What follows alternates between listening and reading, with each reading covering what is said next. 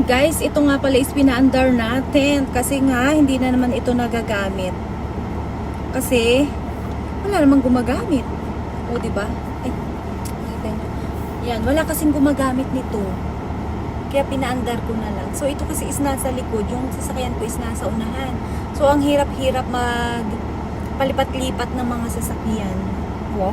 Kala mo naman napakadami ng sasakyan. So, yan. Kasi ang hirap kasi maglipat-lipat ng sasakyan, di ba? Kaya yung sasakyan ko na lang. Alam niyo ba, ang dumi na nga nito eh. Oh. Hindi na masyadong nalilinis.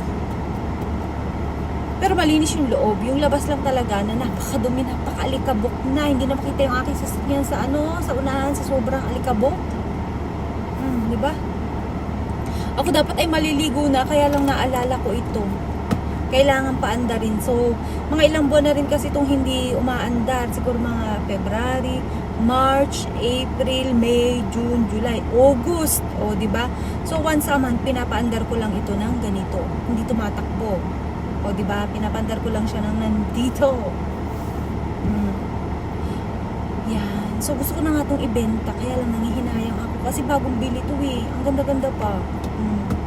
Di ba? So, yun lang. Bye.